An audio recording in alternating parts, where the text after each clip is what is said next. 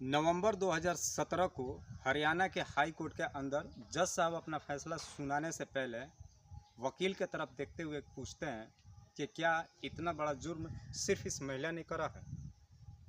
वकील जवाब देता है, जी हाँ हजूर, इसका मुख्य आरोपी केवल और केवल ये एक महिला ही है।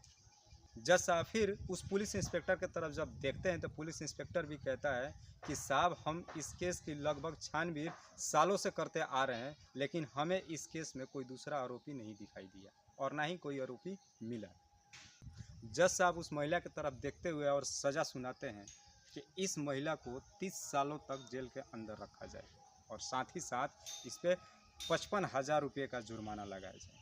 वाकई में दोस्तों, जब ये खबर है सोशल मीडिया से लेके अखबारों तक प्रेषित होता है और लोगों तक पहुंचता है तो हर कोई हैरान व परेशान हो जाता है और हर कोई जानने की ये कोशिश करता है कि आखिरकार इस महिला ने ऐसी कौन सी जुर्म कर दिया है। नमस्कार, आदाब, मैं हसमुद्दीन और आप देख रहे हैं सफ़र क्राइम तक। आज की जो सच्ची घटना आपको मैं सुनाने वाला हूँ, ये सच्ची घटना है हरियाणा प्रदेश का एक ज़िला पड़ता है झज्जर, और इसी झज्जर के अंदर एक इलाका आता है बहादुरगढ़ के ही गांव असंडा के अंदर कुलदीप अपनी पत्नी और 2.5 साल के बच्चे के साथ बड़े खुशहाल तरीके से ज़िंदगी जी रहा था।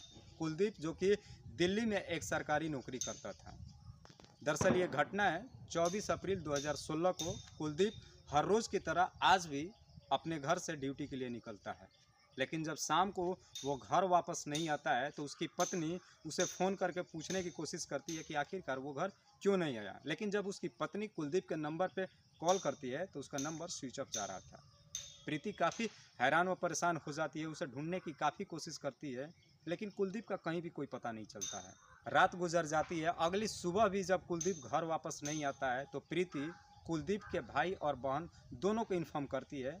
कुलदीप का भाई और बहन उसके घर से लगभग 15 किलोमीटर की दूरी पे एक किराए का फ्लैट लेकर के वहाँ पे रहते थे। जब ये प्रीति कुलदीप के गुमशुदगी की खबर उसके भाई और बहन को देती है, वो भी कुलदीप को ढूंढने की काफ़ी कोशिश करते हैं, जहाँ तहाँ तलाशी करते हैं, लेकिन कुलदीप का कहीं पता नहीं चलता है।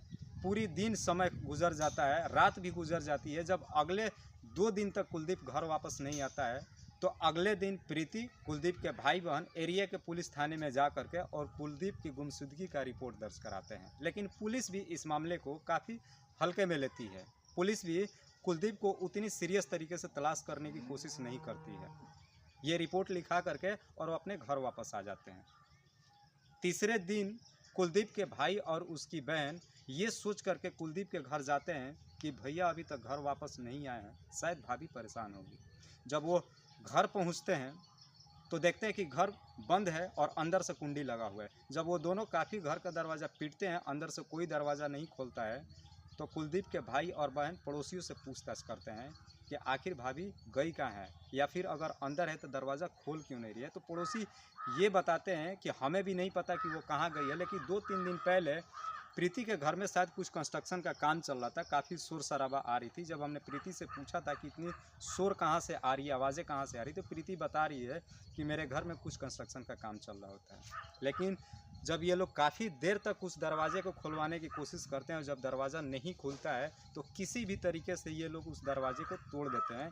और जब दरवाज़ा तोड़ करके कुलदीप के भाई और बहन जब घर के अंदर एंट्री करते हैं तो घर के अंदर का नज़ारा देख करके उनके पैरों तले ज़मीन खिसक जाता है। दरअसल उस घर के अंदर बेड के ऊपर प्रीति गुमसुम चुपचाप एकदम बैठी हुई थी और उसका 2.5 साल का बच्चा भी सोया हुआ था। लेकिन उस घर के अंदर किसी व्यक्ति के शरीर के लगभग 10 टुकड़े जहाँ तहाँ बिखरा हुआ था, लेकिन उस शरीर का जो टुकड़ा था उसमें कहीं भी उस व्यक्ति का सर मौजूद नहीं था। ये लोग तुरंत घबरा जाते हैं और एरिया के पुलिस को इन्फॉर्म करते हैं। पुलिस घटनास्थल पर पहुंचती है और उस बॉडी के टुकड़े को अपने कब्जे में लेती है और साथ ही साथ प्रीति को भी अपने कब्जे में लेकर के हिरासत में लेकर के और थाने पहुंच जाती है। जब प्रीति से पूछताछ की जाती है तो प्रीति इसके बारे में कुछ भी नहीं बोलती है, बिल्कुल चुपचाप रहती है। लेकिन जब पुलिस प्रीति से सख्ती से पूछताछ करती है तो आखिरकार प्रीति ने अपना जुर्म कबूल कर लिया। लेकिन जब प्रीति ने इसकी पूरी कहानी बताई तो वाकई में दोस्तों इंसान को इंसानियत से भरोसा उठ जाता है। प्रीति बताती है, कुलदीप और प्रीति की शादी 16 मार्च 2012 को हुई थी। इससे पहले प्रीति एक और शादी कर चुकी थी, लेकिन वो अपने पति को छोड़ चुकी थी और प्रीति की ये दूसरी शादी थी कुलदीप के साथ। शादी के बाद एक लड़का भी होता है और ये तीनों बड़े खुशहाल तरीके से अपनी ज़िंदगी जी रहे होते थे। लेकिन प्रीति के अंदर एक कमियां थी।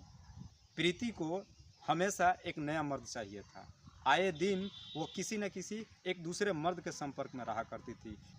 जब भी कुलदीप अपने घर से ड्यूटी चला जाता था, उसके घर में हमेशा कुछ न कुछ नए लोग आते रहते थे। एक दिन पड़ोस के लोगों ने कुलदीप से इसके बारे में शिकायत किया कि जब तुम ड्यूटी चले जाते हो तो तुम्हारे घर में न जाने कैसे कैसे लोग आते हैं। कुलदीप तुरंत समझ जाता है कि प्रीति अभी पहली वाली हरकतें छोड़ी नहीं है। कुलदीप, जो कि एक बहुत ही सीधा साधा इंसान था, वो अपनी पत्नी प्रीति से जा कर के कहता है कि आस पड़ोस वाले तुम्हारे बारे में ऐसी ऐसी बातें कर रहे हैं। अगर ऐसी बातें हैं तो पिछली ज़िंदगी की सारी बातें भूल जाओ, हमने शादी कर ली है, अब नए तरीके से ज़िंदगी की शुरुआत करो। लेकिन प्रीति कहती है कि वो सब झूठ बोल रहे हैं, ऐसी कोई बात नहीं है। 24 अप्रैल 2016 को भी कुलदीप रोज़ की तरह अपनी ड्यूटी जाता है, लेकिन उसकी उस दिन तबीयत खराब हो जाती है और वो 2 घंटे के अंदर ही घर वापस आ जाता है। लेकिन घर के अंदर जैसे ही एंट्री करता है तो देखता है कि उसकी पत्नी किसी एक गैर मर्द के साथ में संबंध बना रही होती है। जब कुलदीप अपनी पत्नी को इस अवस्था में देखता है, वो काफ़ी गुस्से में आ जाता है। जो दूसरा लड़का था उसके साथ में, वो लड़का कोई और नहीं बल्कि उसी के पड़ोस का रोहित था, जिसकी उम्र 21 साल था। रोहित किसी भी तरीके से वहाँ से बचा करके अपनी जान बचा के भाग जाता है।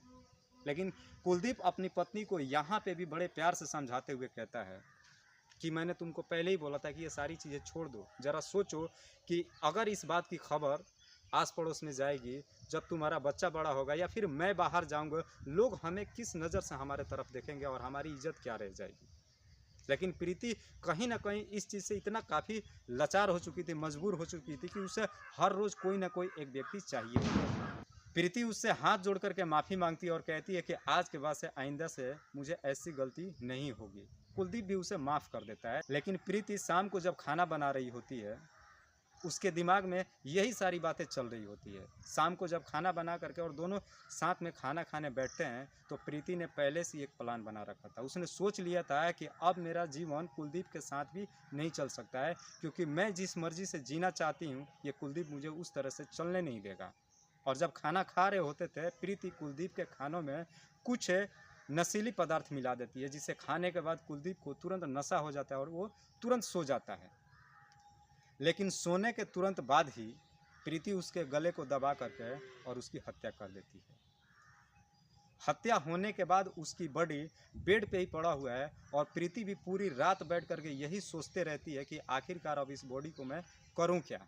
रात भर टीवी चलाती है, मोबाइल देखती है। सुबह जब हो जाती है, प्रीति फिर से उसी रोहित को कॉल करती है और उससे कहती है कि मुझे तुमसे मिलना है। ये लोग बाहर किसी एक होटल में मिलते हैं और दोनों फिर से एक दूसरे के साथ संबंध बनाते हैं। लेकिन जब इन दोनों की अपनी हवस पूरी हो जाती है तो प्रीति कहती है कि मैंने अपने पति की रात में हत्या कर दी है और उसकी बॉडी घर में ही पड़ा हुआ है और अब उसे ठिकाने लगाना है।